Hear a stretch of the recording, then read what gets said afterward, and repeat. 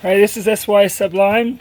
This is an unboxing video of the Fullriver DC150-12 volt battery.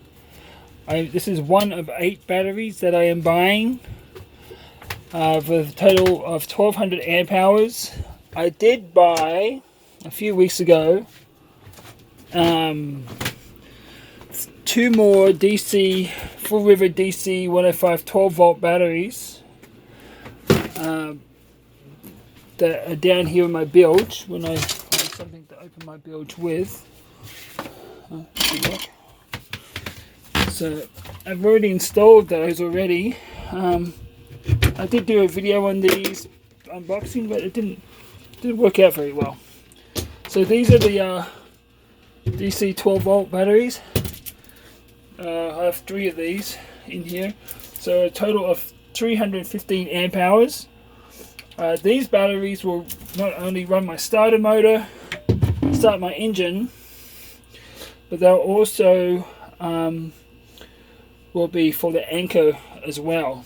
I'm going to be hooking. I bought a Luma V2 vertical anchor with a drum on top of it.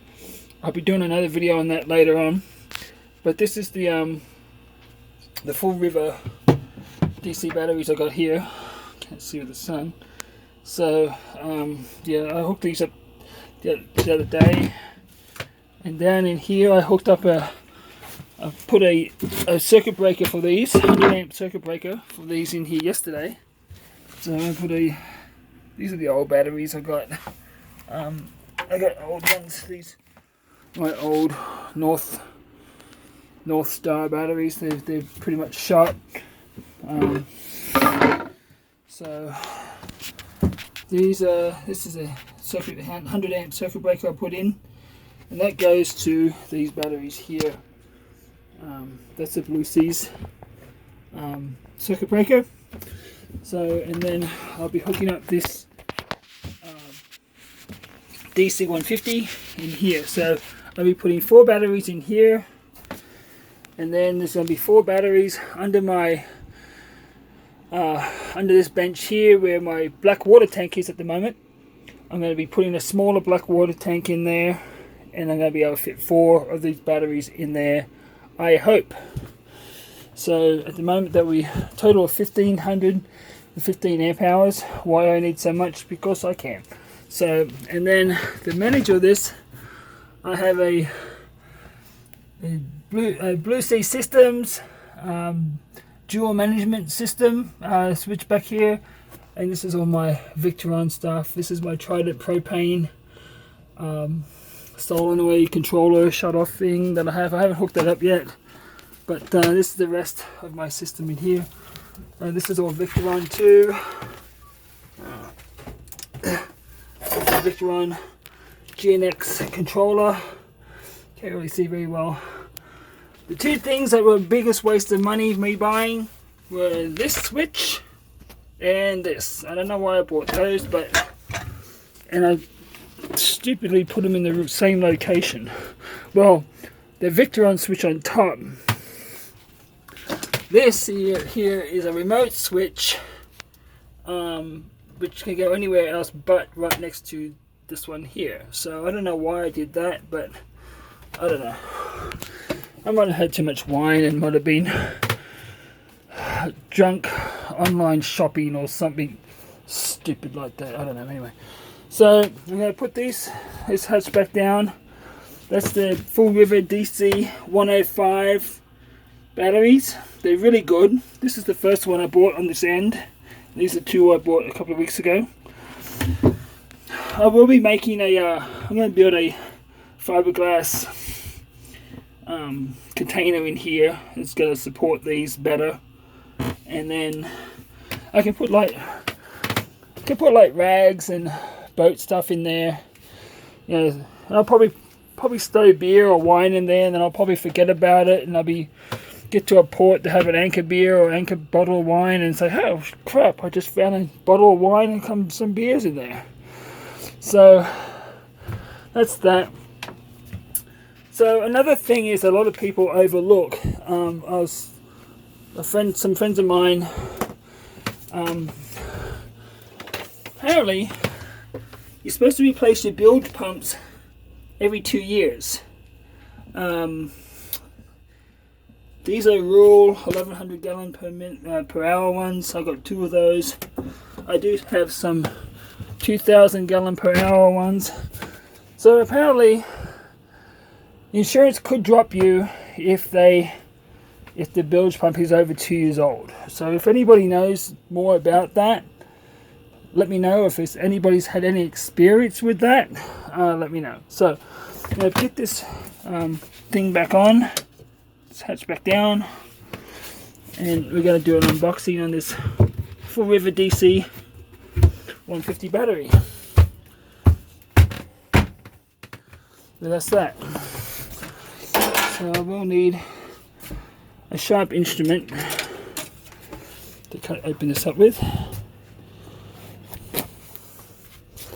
So sorry about the focus, but oh, whatever. I don't have all the fancy camera equipment yet. I like some, but we'll see. So anyway, so this is the battery opened up here. These are really, oh my gosh, these are so heavy compared to the other ones. So take out the foam blocks, and they give you some stainless steel bolts to screw down your terminals.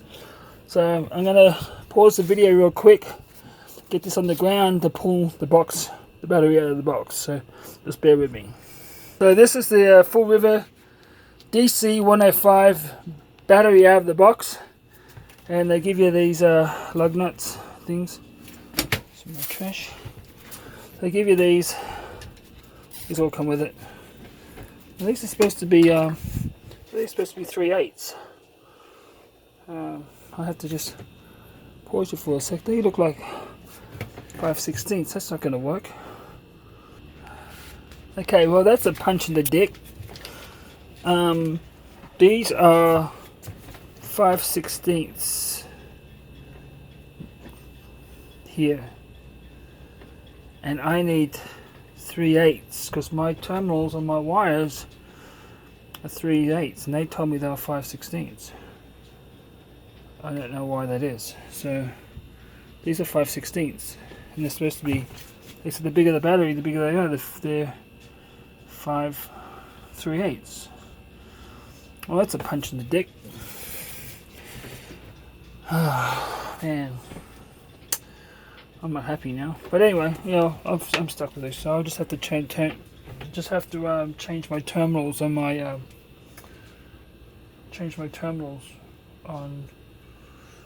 my wires, or